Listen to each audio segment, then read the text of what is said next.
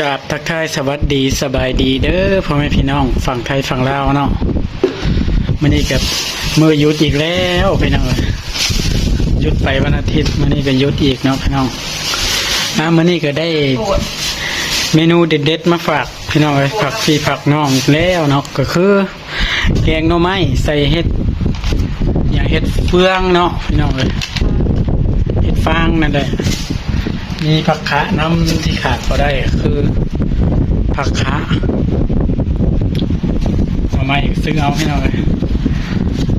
นี่คือเห็ดเฟืองนี่ก็บ่ธรรมดาเด้มันขีดละ20 กว่าบาทนะพี่น้องคือว่าอะไรของแซ่บเนาะมาจังซี่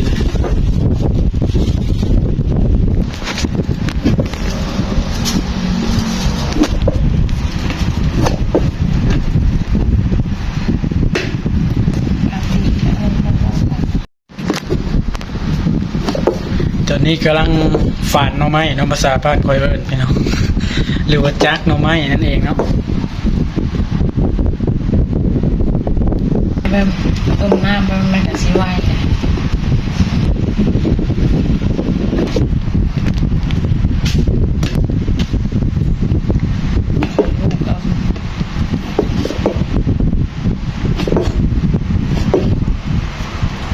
แม่นบ่ผสมแกงแล้วมันสุกมันสุกธรรมดาได้คมๆนะหน่อไม้ไปซื้อก็มันหวานมันแกงแต่เธอจะแซ่บแต่อันนี้มันก็ธรรมดาที่มันสุกกว่าได้สต้มก่อนบ่หม้อที่ได้อยู่ก็ต้มก่อนต้มมันจืดก่อนครับมันจะคม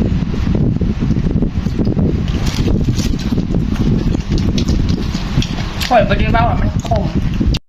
นี่เลยเฮ็ดที่เราซื้อมาให้เราขีดละ20หรือว่า10ขีดละ20 บาทนั่นเองเนาะผ่าครึ่งให้มันได้หลาย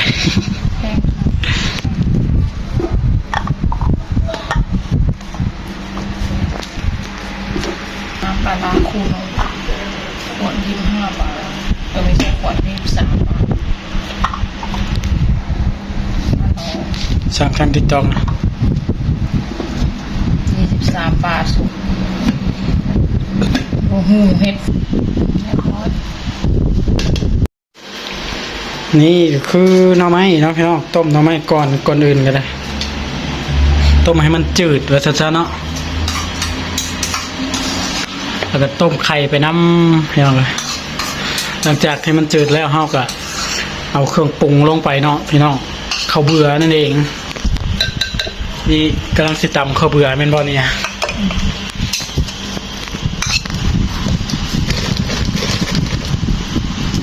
บ่ได้มักเลยมันร้อนเลยอยากกินไม่พอเองจะได้โทรศัพท์ปักอันนั้นก็คิดพี่น้องนี่ก็คือขั้นตอนตำข้าวเบื่อเนาะ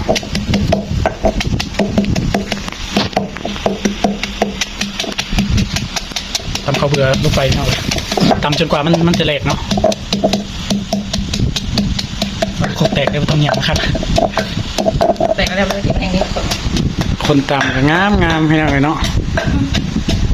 น่ารักใส่มาว่าน่าใส่ไปเป็นแบบ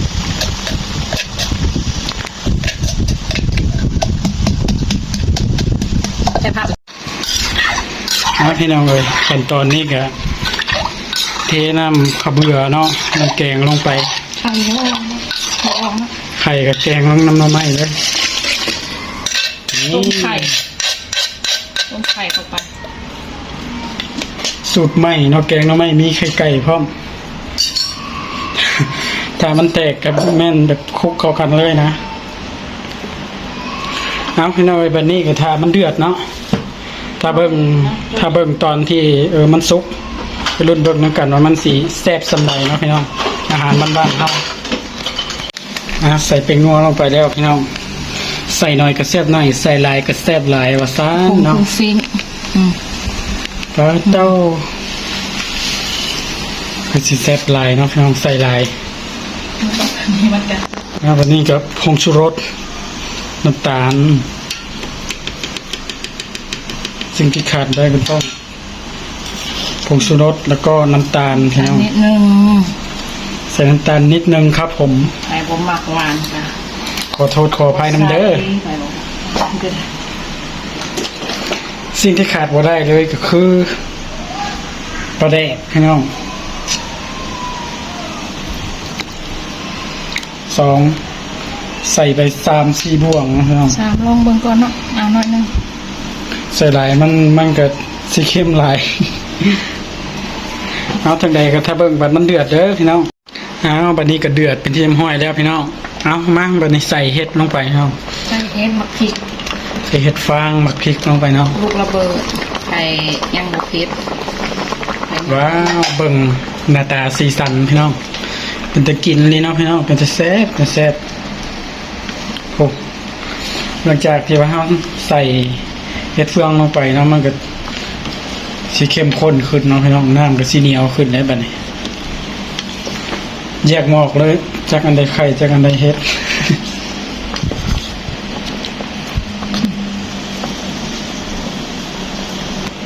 เอาพี่น้องวันนี้ก็สิได้ใส่ผักลงไปเนาะ ขั้นตอนสุดท้าย ขั้นตอนสุดท้ายแล้ว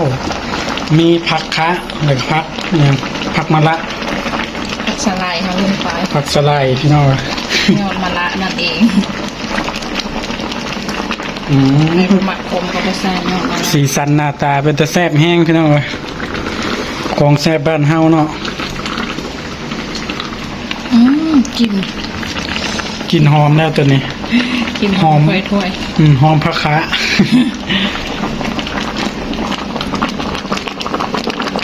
สีสันหน้าตาพี่น้องเบิ่ง ๆหอมแล้วแต่คือมัน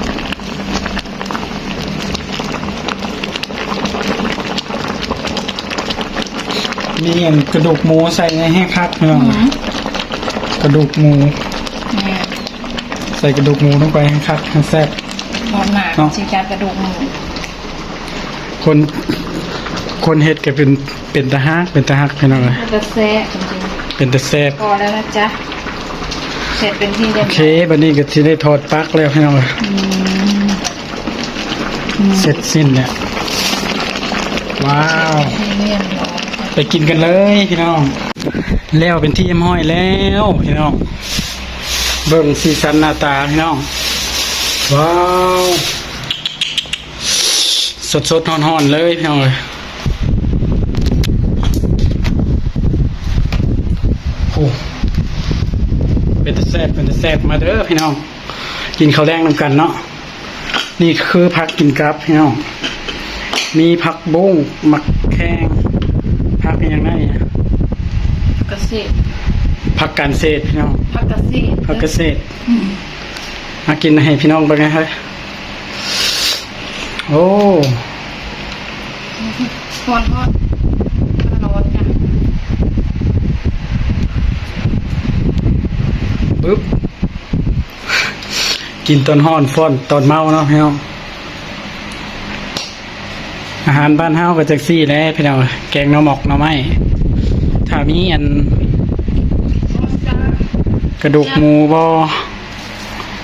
หรือว่าจิรอบอนะแห้งคักพี่น้องเลยแบบแซ่บแห้งนะ ง่ายเลยอ่ะ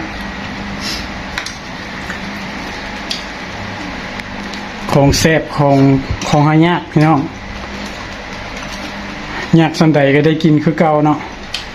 เพอของหมักเพอในตลาดมีขาย อาหารบ้านเฮาพี่น้องเลยไปอยู่ใส่ก็ต้องจะกินอยู่แล้วอาหารบ้านเฮาเป็นแกงหน่อหมกหน่อไม้บ่ส้มตอกส้มตำนี่คือขาดบ่ได้เลยพี่น้องเลยข้าวเหนียวก้อนห้อนอีกแกงหน่อไม้ก้อนห้อนพี่น้องเลยแซ่บหลายแซ่บหลาย